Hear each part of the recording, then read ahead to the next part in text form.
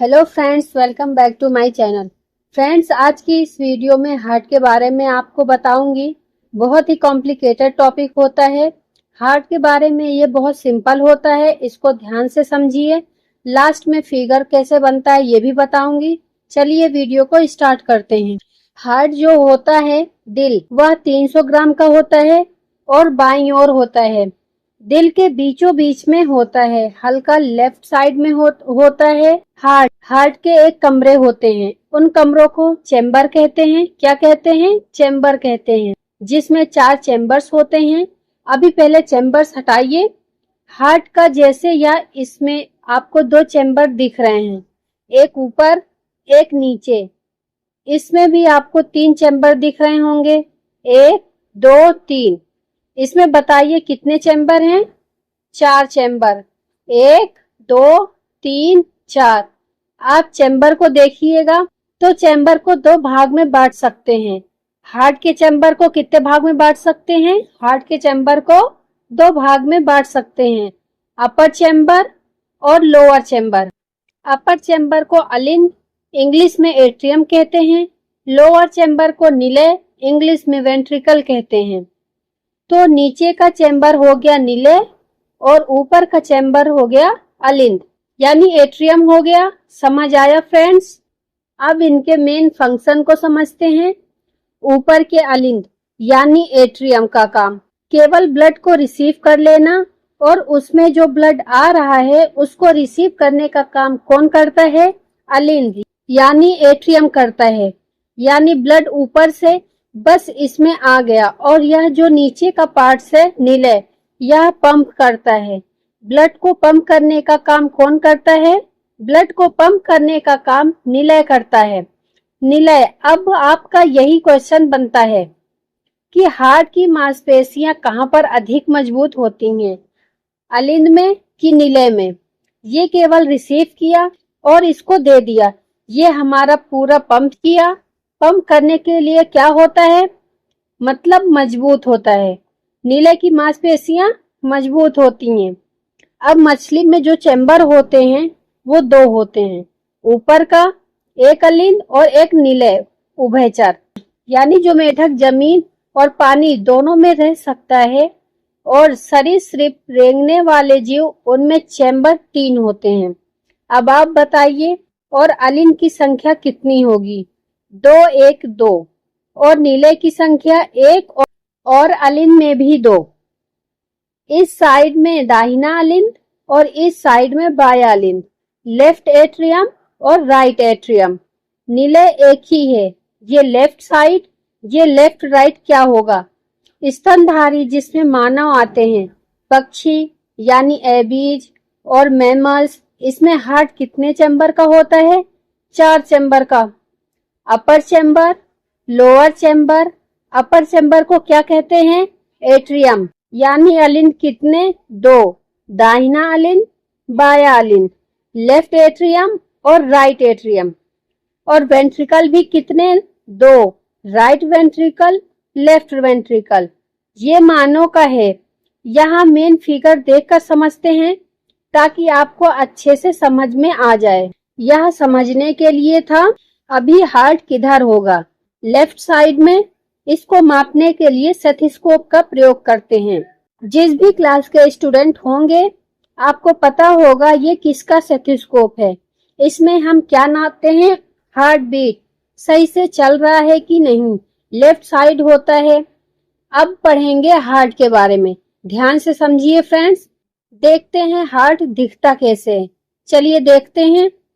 दोनों निलय same size के होते हैं। ये हो गया आपका लेफ्ट वेंट्रिकल और ये हो गया राइट वेंट्रिकल। ये जो बायां निलय है ये मोटा होता है, इसकी परत होती है काफी मोटी होती है, और यह जो दाहिना निलय होता है इसकी परत पतली होती है, जिस वजह से यह हार्ट झुका हुआ लगता है। यह हो गया आपका निलय, और यह भी निलय निचले हिस्सा, इसकी मांसपेशियां मोटी होती हैं। अब आगे देखते हैं। ये जो मांसपेशियां आगे जाती हैं ये पतली हो जाती हैं, और यहाँ से फेफड़े की नली आई रहती है। यह फेफड़े की नस आई रहती है। फेफड़े को क्या कहते हैं? फुसफुस। अब यहाँ समझिए फ्रेंड्स, यहाँ इसके ऊपर से एक वाल्व नीचे की ओर लटका रहता है। इस वाल्व को हम कहते हैं बाइकस्पिड वाल्व। यहाँ से एक नली महाधमनी बाहर निकली होती है, ये है महाधमनी। इसमें जो वाल्व होता है या इस वाल्व को क्या कहते हैं, एरोटिक वाल्व, या क्या चीजें हैं, अरोटा याद कीजिए। और ये है एरोटा महाधमनी। इसका काम क्या है, ध्यान से देखिएगा। लंग्स में से ये क्या आ रहा है, फुसफुस लंग में से आ रहा है। फुसफुस लंग्स एक शरीर का पार्ट है। वह अनस जो शरीर के पार्ट से आती है उसे हम क्या कहते हैं, सिरा कहते हैं। यह फुसफुस सिरा हो गया। तो ये क्या हो गया, फुसफुस सिरा। फेफड़े से जब ब्लड आता है तब तो आप बताइए, ये तो इधर गिरेगा और वापस इस रास्ते से नहीं जा पाता। इस रास्ते से जा नहीं पाएगा तो यह वाल्व का काम करता है, वापस नहीं जा पाता है, अतः यह वाल्व का काम करता है। तो इस वाल्व को हम क्या कहते हैं, बाइकस्पिड वाल्व कहेंगे। बाइकस्पिड वाल्व कहेंगे।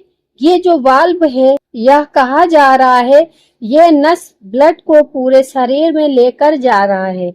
अब यह भी जरूरी है कि वापस में गिर जाए तो देखिए यहाँ पर यह वापस गिरेगा तो ये वाला बंद हो जाएगा, और ये ऊपर जाएगा तो ये वाला बंद हो जाएगा। तो ये महाधमनी में जा रहा है, इसलिए इसे कहते हैं एरोटिक वाल्व। और ये नीले में जा रहा है, इसे कहते हैं हम लोग बाइकस्पिड वाल्व। क्या कहते हैं, बाइकस्पिड वाल्व कहते हैं। अब देखिए शरीर में ब्लड कैसे आएगा। यहाँ महाधमनी से ब्लड आता है, महाधमनी से ब्लड चला आता है। महाधमनी को हम लोग क्या कहते हैं, वेना कावा। वेना कावा को क्या कहेंगे, महाशिरा। ये शरीर से ब्लड, और ये क्या करता है, ये जो ब्लड यहाँ से लेकर आएगा तो यह ब्लड अलिंद में पहुंचेगा। ऊपरी भाग अलिंद, ऊपरी भाग अलिंद में। तो अलिंद से ब्लड को नीचे गिराने के लिए यहाँ पर एक वाल्व लगा रहता है, ताकि यह ब्लड को नीचे गिरा सके। या नीचे गिराने के लिए वाल्व लगा रहता है। इस साइड को कहते हैं ट्राइकस्पिड, इसको कहते हैं बाइकस्पिड। या इधर गिराता है ट्राइकस्पिड, ये इधर गिराता है। अब ये जो ब्लड आया इसको वापस फेंकना है, पंप करना है। तो इसको पंप करने के लिए एक अलग से नली होती है। ये नली अलग से, इसमें भी एक वाल्व लगा होता है। इस वाल्व को यह फेफड़ों की ओर जा रहा है। यह वाल्व कहाँ जा रहा है, लंग्स की ओर जा रहा है। और यह हो गया फुसफुस लंग, फुसफुस लंग्स की ओर जा रहा है। ये वाला चला जाएगा लंग्स की ओर। लंग्स को हम क्या कहते हैं, पल्मोनरी। इस वाल्व को हम क्या कहेंगे, पल्मोनरी वाल्व, मतलब फुसफुस वाल्व। यह फेफड़ा में चला गया, यह वापस ना आ जाए गलती से, यह वापस आएगा तो ये बंद हो जाएगा। और इधर से ब्लड जाएगा तो पूरे शरीर में चला जाएगा। एरोटा मतलब महाधमनी। एरोटा मतलब क्या होता है, महाधमनी। पूरे शरीर में चला जाएगा। अगर वापस आया तो यह बंद हो जाएगा। फेफड़ा जो ब्लड दिया है इधर से जाएगा, वापस जाएगा तो ये बंद हो सकता है। अब हम लोग ब्लड को समझते हैं कि ब्लड क्या है। ब्लड, इसमें जो हृदय में ब्लड होता है वह कैसे आता है, तो देखिए शरीर में जो ब्लड ले आता है वेना कावा यानी सिरा, वेना कावा यानी सिरा लेकर आता है। इस ब्लड में ऑक्सीजन नहीं होता है। जिस ब्लड में ऑक्सीजन नहीं होता है उसे हम लोग ब्लू कलर से दिखाते हैं, नीले रंग से तो चलिए हम नीले रंग के का प्रयोग कर रहे हैं। इधर से ब्लड आया, इधर से न्यू ब्लड आया। अब आप बताइए, इस ब्लड को जाने का केवल एक ही रास्ता है।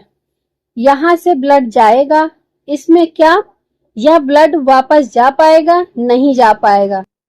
तो ये वाला वाल्व बंद हो जाएगा। ऊपर जाते समय इस वाल्व को क्या कहते हैं, ट्राइकस्पिड वाल्व।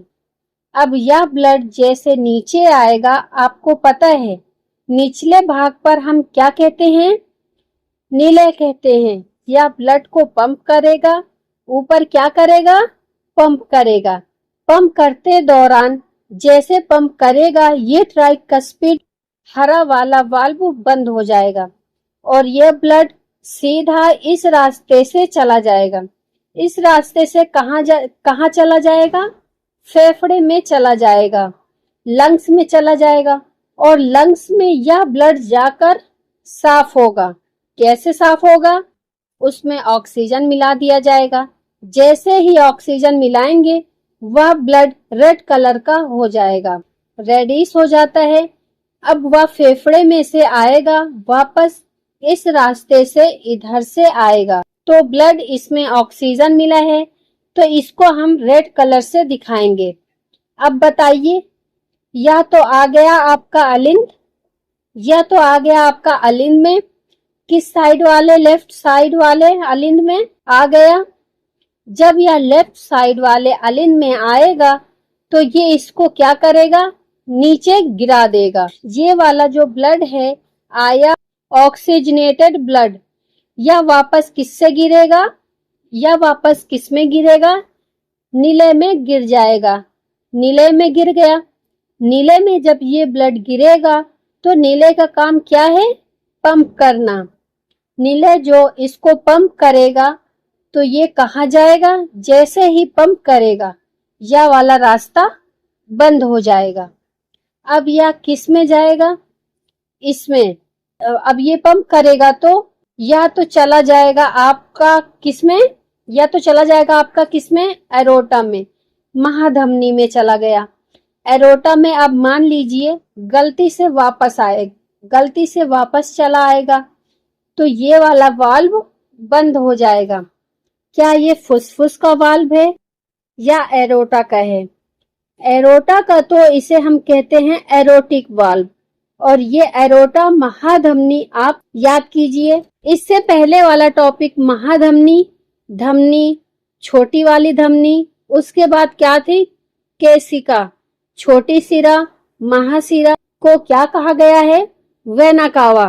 पूरे शरीर में ब्लड के माध्यम से कहाँ आता है?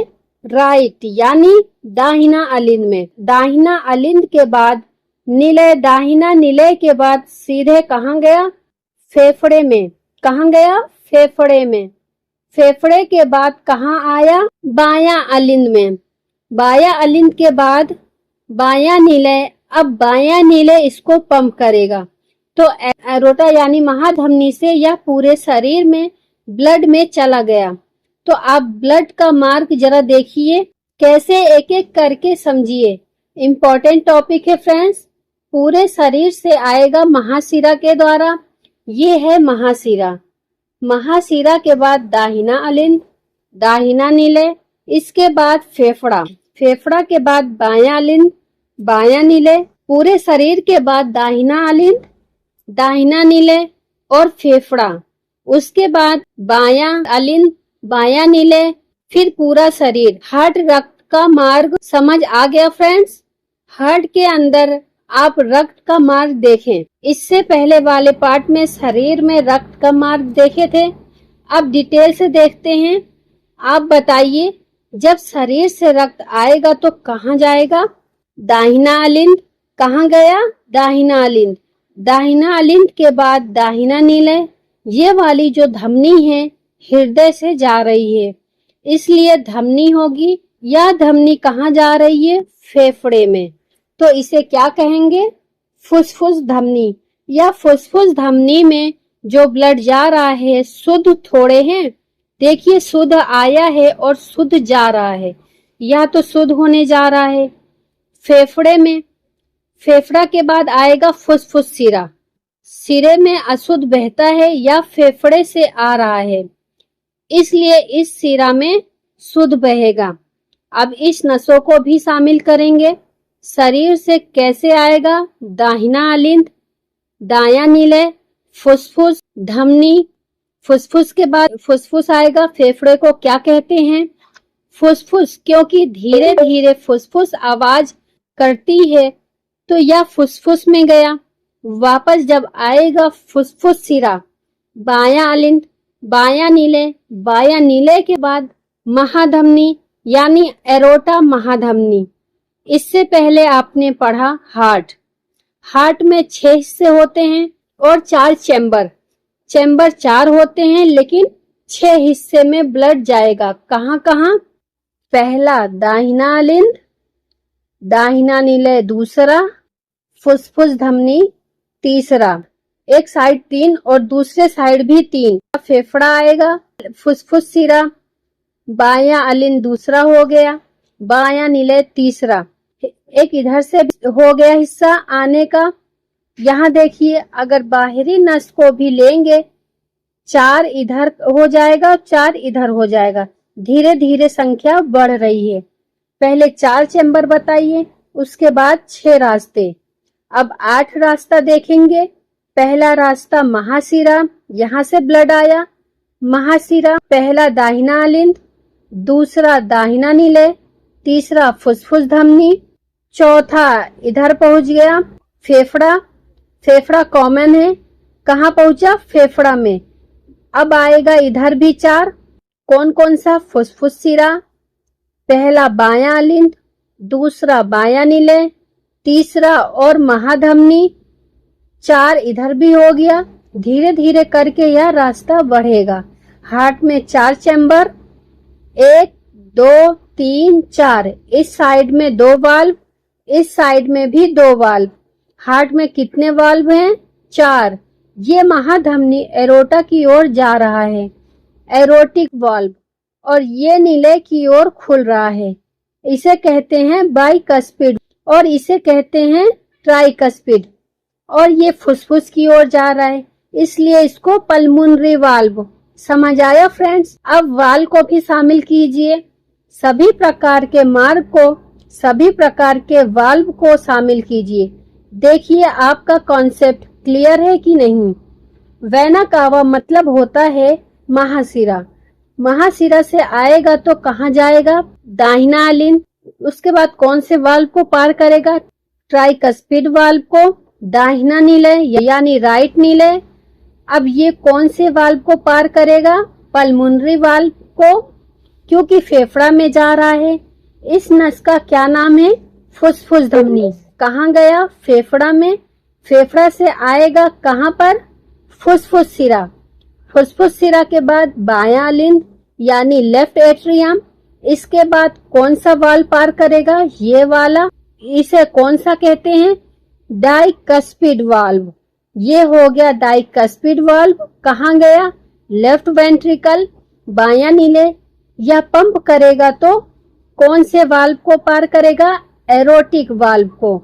एरोटिक मतलब है महाधमनी। इसके बाद ये कहाँ गया? एरोटा यानी महाधमनी। महाधमनी से पूरे शरीर में फैल गया। तो यह आपके हार्ट का पूरा एनाटॉमी हो गया। अब देखिए हार्ट में कितने चैम्बर हैं? 2। दाहिना अलिंद, दाहिना नीले, बायां अलिंद, बायां नीले। चैम्बर 4 हो गए। एग्जाम में क्वेश्चन पूछे जाते हैं। हार्ट में कितनी परतें होती हैं? हार्ट की परत देखिए, ये बाहरी परत को पेरिकार्डियम कहते हैं, अंदर वाले को कहते हैं इंडोकार्डियम। अंदर वाली कौन सी परत हो गई? इंडोकार्डियम। आंतरिक परत इंडोकार्डियम, पेरिकार्डियम बाहरी परत बीच की। मांसपेशियों को क्या कहते हैं? मायोकार्डियम। और मायोकार्डियम ये बीच का हिस्सा है। यह जो दोनों भाग को अलग करता है, तो अलग करने के लिए ये हार्ट को 2 भागों में सेपरेट कर देता है, इसलिए इसको सेप्टम कहते हैं। ये 2 भाग में बांट देता है। इस बीच वाले को क्या कहते हैं? Cardium septum. सेपरेट कर देता है, इसलिए इसे सेप्टम कहते हैं। तो ये सेपरेट कर दिया 2 भाग में। हार्ट की कितनी परतें? 3। बाहरी परत पेरिकार्डियम, आंतरिक परत इंडोकार्डियम, बीच की मसल्स को मायोकार्डियम। तो हार्ट की परतें 3। हार्ट के चैम्बर कितने? 4। हार्ट का ये वाला हिस्सा जो दाहिना अलिंद है, जहाँ से महाशिरा ब्लड एंट्री कर रही है, यहाँ पर एक मसल्स पाया जाता है, इसे कहते हैं साइनोएट्रियम। ऐसे नोड साइनोएट्रियम नोड ये इलेक्ट्रिक करंट जनरेट करता है और यही इलेक्ट्रिक करंट करता है, जिससे हार्ट क्या करता है, एक तरह से पंप करता है। तो हार्ट को पंप करने के लिए जो इलेक्ट्रिक करंट जनरेट होता है कहाँ से होती है, साइनोएट्रियम नोड यानी SA नोड से होती है। जब कभी SA नोड खराब हो जाती है, काम नहीं करता, तो यह इस नोड की जगह पर एक करंट जनरेट करने वाला आर्टिफिशियल मशीन लगाई जाती है, जिसे हम पेसमेकर कहते हैं। तो क्वेश्चन में पूछेगा पेसमेकर कहाँ लगाया जाता है, तो दाहिना या ऊपर का हिस्सा है, तो अलिंद यानी राइट एट्रियम पे लगाया जाता है। पेसमेकर मशीन ऑपरेशन करके हार्ट के ऑपरेशन को बाईपास सर्जरी कहते हैं। एक टेस्ट होता है हार्ट के लिए, 2 टेस्ट याद रखिएगा, ट्रेड माइल्ड टेस्ट और एक ECG। जब हार्ट पूरी तरह काम नहीं करता है तो एक मानव का हार्ट निकालकर दूसरे मानव में लगाया जा सकता है। इस घटना का सबसे पहले क्रिश्चियन वार्डनर ने किया था। पहला हार्ट ट्रांसप्लांट करने का काम किसने किया, डॉक्टर क्रिश्चियन वर्नार्ड ने किया था। तो यह पेसमेकर समझ में आया फ्रेंड्स। अब ध्यान दीजिए, जैसे नीले क्या करता है, हार्ट को पंप करता है। हार्ट को जब पंप करता है तो ये वाला भाग खुलता है। जैसे ही ये वाला भाग खुलेगा तो ब्लड तेजी से ऊपर की ओर चला जाएगा। तो यह भाग खुलते समय एक आवाज आएगी। अब जैसे यह बंद होगा तो उसमें भी एक आवाज आएगी। इस आवाज को हम कहते हैं लब डब। खुलता है, बंद होता है, तो उसे कहते हैं लब डब। लब डब। स्टेथोस्कोप लगाकर डॉक्टर क्या चेक करते हैं, लब डब की आवाज चेक करते हैं। लब डब की आवाज आ रही है या नहीं आ रही है। दिल जो होता है 1 मिनट में 72 बार धड़कता है। नॉर्मली यह दिल के धड़कने की रेट है 72 बार। एक क्वेश्चन आया था कि वह कौन सा ऐसा हार्ट का पार्ट है जो ब्लड फेफड़े में फेंकता है।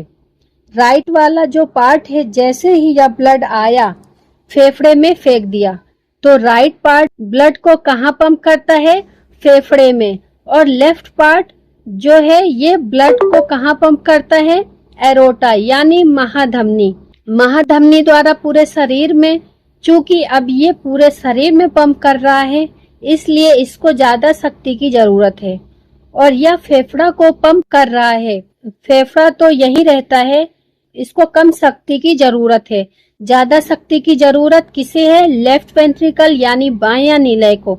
इसलिए बायां निलय की मांसपेशियां बहुत मोटी होती हैं।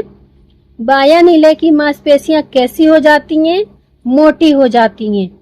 तो बायां साइड क्या होता है, बॉडी पंपिंग यानी बॉडी पंप करने का काम करता है। राइट साइड क्या करता है, लंग्स को पंप करता है या केवल फेफड़े में भेजने का काम करता है। अगर आप बनावट के हिसाब से देखेंगे तो हार्ट का निचला भाग नुकीला है और ऊपरी भाग बराबर है। जो बराबर हिस्सा होता है उसे हम कहते हैं बेस यानी आधार। तो हार्ट का जो ऊपर का भाग है उसको बेस कहते हैं।